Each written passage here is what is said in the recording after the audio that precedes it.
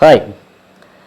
സ സ രി രി ഗ ഗ മ മ പ പ ദ ദ നി നി സ സ സ സ നി നി ദ ദ പ പ മ മ ഗ ഗ രി രി സ സ.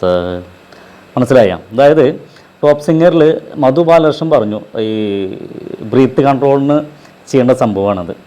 ഇതിപ്പോൾ ശാസ്ത്രീയമായിട്ട് സംഗീതം പഠിച്ചവർക്കോ മാത്രമേ ചെയ്യാൻ പറ്റും, അങ്ങനെയൊന്നുമില്ല. ആർക്ക് വേണമെങ്കിൽ ചെയ്യാം, നിങ്ങൾക്കും ചെയ്യാം. നിങ്ങൾക്ക് ബ്രീത്ത് കൺട്രോൾ വേണമെന്നുണ്ടെങ്കിൽ ഇപ്പോൾ ഈ പാട്ട് പാടുന്നവരെല്ലാവരും ശാസ്ത്രീയ സംഗീതം പഠിച്ച ആൾക്കാരാണെന്നും പറയാൻ പറ്റില്ല. അല്ലാത്തവർ എത്രയോ നന്നായിട്ട് പാടുന്നു. അപ്പോൾ അങ്ങനത്തെ ആൾക്കാർക്ക് ആർക്കെങ്കിലും ബ്രീത്ത് കൺട്രോൾ വേണമെന്നുണ്ടെങ്കിൽ ഇത് പ്രാക്ടീസ് ചെയ്താൽ മതി. സിമ്പിളാണ്. അതായത് സ സ രി രി ഗ ഗ മ മ പ പ ദ ദ നി നി സ സ, ഇത്രേ ഉള്ളൂ. അതായത് സ രി ഗ മ പ ദ നി സ. ആ സ പറയുമ്പോൾ 2 തവണ പറയാം സ സ, രി പറയുമ്പോൾ 2 തവണ പറയാം രി രി, ഗ പറയുമ്പോൾ 2 തവണ ഗ ഗ, മ പറയുമ്പോൾ 2 തവണ മ മ.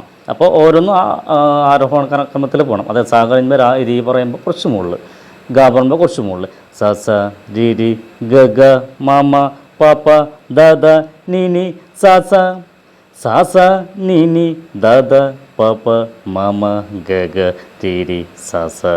അതായത് നിങ്ങൾ ഏറ്റവും താഴത്ത് ആർക്കെങ്കിലും പ്രാക്ടീസ് ചെയ്യാൻ താല്പര്യമുണ്ടെന്നുണ്ടെങ്കിൽ ഏറ്റവും താഴത്ത് ഏറ്റവും താഴ്ന്ന താളം എന്ന് വെച്ചാൽ സ്പീഡ് കുറച്ച്, മാക്സിമം സ്പീഡ് കുറച്ച് പഠിച്ചു കഴിഞ്ഞാൽ പിന്നെ അത് പതുക്കെ പതുക്കെ നമുക്ക് ഒന്നാം കാലം എന്നാണ് പറയാം. 1-ാം കാലം 2-ാം കാലം 3-ാം കാലമൊക്കെ പാടാൻ പറ്റും.